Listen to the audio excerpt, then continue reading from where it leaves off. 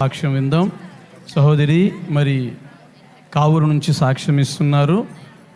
ఈమెకు తలనొప్పి బాగా వచ్చి షుగర్ పర్సెంటేజ్ కూడా చాలా వెళ్ళిపోయిందంట, 400 పైచిలకు.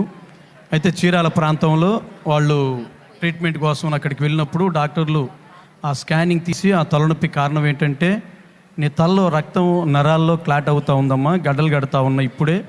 అయితే 2-3 అయితే పెద్దగానే ఉండే, ఇక్కడ కాదు మీరు గుంటూరు వెళ్ళమని చెప్పినప్పుడు వేరే ప్రైవేట్ హాస్పిటల్కి వెళ్ళాలంటే వెళ్ళలేని పరిస్థితి, వాళ్ళ ఆర్థిక పరిస్థితిని బట్టి గవర్నమెంట్ హాస్పిటల్కి వెళ్ళారంట. అక్కడ కూడా అదే మాట అన్నారట వాళ్ళు కూడా. అయితే ఈమె భయం వేసి ఇక నేను చేయగలిగింది ఏం లేదు, నాకు పక్షవాతం వస్తుంది అంటున్నారు అనే ఆలోచన కలిగి భయపడ్డదంట.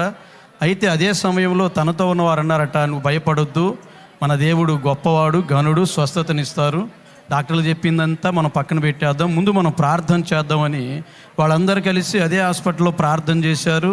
కొన్ని మెడిసిన్ రాయించుకొని ఇంటికి రావడం జరిగింది. ఆ తర్వాత ఆ ప్రార్థన ప్రతి దినము ఈమె కోసం ప్రత్యేకంగా ప్రార్థన చేశారట. మరి కొన్ని రోజుల తర్వాత అక్కడికి వెళ్ళిన తర్వాత అదే డాక్టర్లు ఎవరైతే తన తలలో నరాల్లో బ్లడ్ గడ్డలు కడుతుంది, దానికి ట్రీట్మెంట్ చేయాలి, నీకు పక్షవాతం వచ్చే అవకాశం ఉందని చెప్పిన డాక్టర్లే మరలా స్కాన్ చేసి ఏ ఒక్క గడ్డ కూడా ఆమె తలలో లేదు, ఆ నరాల్లో లేదు, రక్తంలో లేదని సాక్ష్యం ఇచ్చారంట డాక్టర్లు. ప్రార్థన ద్వారా గొప్ప కార్యం చేసిన యేసయ్యకి అందరూ స్తోత్రం చెల్లిద్దాం. హల్లెలూయా.